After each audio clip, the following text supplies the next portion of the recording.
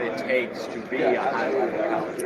Yeah, I mean, I think that just having the work ethic to go out there and really compete at this high level, you have to have that. And he's just shown me throughout his whole life just how hard he works with what he does. At Ohio State, being the color commentator, and obviously hearing so many stories of him playing in the NFL, you have to have a strong work ethic. And that's something that has come into me. I think I feel like I have a really strong work ethic, and I just say just to continue to keep building off of that, and good things will happen. And last thing on this, he was such a great player. I mean, have you watched any old videos of him and seen what they're down to? Yeah, I try to watch as much as I can. Sometimes it's hard. It's on a VHS tape, all the way back then. So sometimes it's a little bit more difficult to get that up. But yeah, there's some clips that I've seen, and I've heard the stories, and honestly, hearing the stories is really cool for me, and and especially from other people that I've met. Ricky Prohl, I work out with him in Orange County, and he's told me many stories, and I just think that's so cool to hear it from other people's point of view. How proud of you? One thing you'll bring to a team more than anything else to the game? Leadership. What kind of leader are you? In Iowa, I started out as someone that leads by example, and then once I was voted captain, and a little bit before that, I started to feel more confident using my voice, and so I just say it starts with leading by example and following the guys that are there and established leaders, and kind of see how they do things, because that's the standard, and that's something that you want to live up to someday. And how proud are you? Where I learned that, just growing up, you just listen to your elders, kind of thing, and you see the guys that really do the things right and are playing at a high level. For me, that was Jack Campbell and Samuel Porter, Tyler Linderbaum, that all had a great great career at Iowa, and obviously are all very successful in the NFL, and that great leaders in their time at Iowa. So you just kind of look and watch those guys and all the other guys that are at Iowa, and see how they operate. Luke, it seems like Iowa's putting out a new tight end every year. You guys have pretty much become the tight factory for the NFL. What do you bring that is more unique to Luke than guys who have come before you? That's a great question. There are a lot of great guys that have come, and that's something that Coach Ferentz does a really good job at, and I just really want to go out there and be my best player, my best version of myself, and uniqueness. I mean, everyone's unique in their own way. I like to carry myself and be the best player that I can be, and it's hard to pick one thing in particular, but I just say that there are a lot of great players that came from there. How proud are you just to carry on this legacy of tight ends from Iowa in the NFL? Yeah, I'm very proud. It's really cool. You walk in on campus. I walked in 2020, and to look at the wall on the back of the room and see all the great guys that have come before me. It was really cool to have an opportunity even to be in the same room as some of those guys, and now to kind of be on my way to the NFL. It's really cool, and it still doesn't feel real. I just am trying to come out here and do my best and strive to be great. So it is really surreal though. Is it kind of cool that George Kittle has amplified the tight end position in the NFL? For sure, yeah, it is really cool. To get that attention that they get now with tight end U, and everything that George has done, and Travis Kelce, Greg Olsen, all these guys that kind of run that thing. It's really cool because they tight ends deserve that recognition. They do a lot on the field. So it is really cool that that's going on. Did you get a chance to meet the Bears? What's that? Ben Johnson, we had a lot of Sam Laporta with the Lions. Have you had a chance to meet with Ben or the Bears? And what was Yeah, I haven't had the chance yet.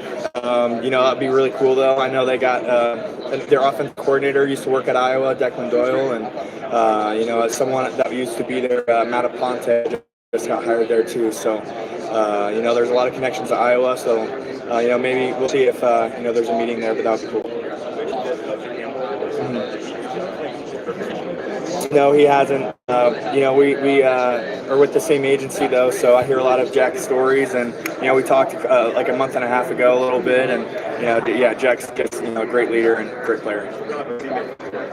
Oh, I mean, just he's like the be all, like lead by example on everything. He's gonna be the guy that really pushes you to be great, and he's quiet, but he can get the best out of you for sure. Did you get a chance to meet with Titans? I'm not yet. Craig is like your dad all the time. I had lunch with him in this building Is that back right? in July during Big Ten meeting. Okay, yeah. He spent most of it talking about how excited he was about your season. I'm wondering what advice he gave you for this last season, any advice he might have given you for the combine and how to do your business. Yeah, he's given me a lot of great advice. Just going in this season, playing hard every time I'm out there, doing what I can to help out the team, and just doing whatever that is, and then playing or coming here, just being patient. It's a long week, but it goes by fast. That's what I've noticed so far, and just communicate and be the best communicator you can be. I was envious in his prime. I mean, I watched that guy play himself. He was badass when he played. He was gushing. I appreciate that. Yeah, he's an awesome guy. Obviously, he's my dad. So, just really grateful for him. Why do you think? I have not yet. No, I have not. What teams have you with formally? I haven't formally yet. Yeah. Why do you think Iowa had so much success with tight ends in the NFL? It's a testament to Coach Ferentz and Coach Hodge and everyone involved at Iowa. They do a great job recruiting, and once you get in the building, you have to earn your way up, and you have to block if you want to go out in there and play. So they really teach you how to do that and all the details. So it's great. Luke, what are your favorite pass route concepts to run and why? Man, I love running the circus route. That's good. It's a 12 to 15 yard out. I love bench concept. Why? It's something we did a lot at Iowa, and in 2022 that was a big concept that we ran with Sam and I on the same side, and it was just a lot of fun to run. Why do you think you're so good at those particular concepts? A lot of reps, a lot of reps and a lot of teaching. I learned from some great coaches, and they taught me what to do well. Luke, if you, Scott. I wanted to ask you about how you learned to block, because you came in, you're very athletic, 205, 210 pounds, then became 250, became a good blocker. What was that process like? Who helped get you to that point? Yeah, I had a lot of help from a lot of people. Obviously, it started in the weight room. I wasn't going to be able to block guys at 205 pounds, and so obviously that's a working process, just continuing to get your weight up and lifting weights and stuff like that. So it started there. So shout out to Coach Braithwaite on that one, and then Brian Ferentz was my first position coach, and he taught me everything there is to know about the blocking, and he's such a great coach and on the details and everything like that. So I learned a lot from Brian, and I owe him a lot. I learned all about the fundamentals and the techniques and everything. So it was really great to be able to learn from him. In addition to growing physically, you grew a lot mentally in your time there. Tell me your favorite film study play you ever made, a play you only could make because you've been to the tape. Man, that's hard. Several of those. I'm not sure if I could pick one of them. Pick the one that comes to your mind fastest. Running circus routes. You study the corners that are going to be on you. Usually it's a 1x3 nub side that I'm on the nub side, and you study the corners. You try to get up on your toes, you kind of see their hips open up, and then so I'd say just watching that film is that they're going to defend it and run it off.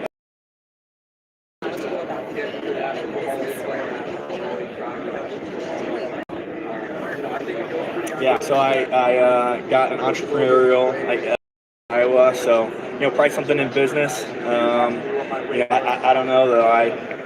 If I wasn't playing football, who knows what I'd be doing? It would, I love football, so it's really hard to even think about that happening. Yeah. Describe your style, about comfort or making a statement. Very much about comfort. I'm not really much of a stylish guy. I just like to feel comfort and maybe put a sweater on every once in a while. No, probably not. Probably not. I haven't been that yet. Luke, have you met really good tight ends in this class? Fannin over there, Tyler Warren, kid from Michigan. Do you think that teams will sleep on you a little because of your last name? You think that resonates with them? Who knows? I think more so than my last name, they see what's on the film, and I try to just let that carry myself and show it. It's definitely helpful. My dad played in the NFL, but he's not playing now. It's me. It's all up to me. So I just got to go out there and prove to them that I'm the player that can go out there and produce on Sundays. Luke, have you met? Appreciation for blocking. Do you understand, like from the very beginning, this is a really good thing to do? Yeah, absolutely. You can't play a football game without 5 offensive linemen and the D linemen. So it all starts up front. Especially in this world of 7-on-7, it's in my opinion, not real football, and you got to have those guys up there. So I've obviously learned that from a young age. I just say, I was a quarterback growing up, so I didn't ever really block. Like, I got to middle school, I became a receiver, kind of running back, and obviously in high school I was a receiver. So I didn't do a whole lot of blocking before, but definitely there was appreciation. Luke, did you meet formally with the Dallas Cowboys? I did not. I met informally with them. Okay, how did that meeting go? It was good. Yeah, it was good to meet with Coach Wells and just kind of talk about their system a little bit and talk about some football. It was good. Luke, you were a team captain. You had a lot of adversity, both from an injury perspective and then the team going up and down. How did you help the team get better, get through it, and not break apart? Yeah, for sure. I mean, I'll start with my adversity with the injury. That was obviously a tough time, but my teammates were really great in helping me out there. And I started reading books. I'm sure you know about. I probably told this to the Iowa media, but I started reading the book by John Gordon called The Energy Bus, and that really helped me out. Not to be an energy vampire and suck all the air out of the room when I was in there, and just tried to help out the tight ends in any way that I could. I knew the playbook really well, and just trying to help them out see things on the field, through watching film and then just being there on the sidelines with them. So obviously that's not the best thing for me, but I found a lot of I found a new role out of some adversity that I dealt with, and obviously there was adversity that the team went through, and you just gotta keep your head down and focus on the people that are in the building, because at the end of the day that really is all that matters. That's who we have, and we just focus on us and trying to get better every day. Oh. Thank you guys, appreciate it. Thank you.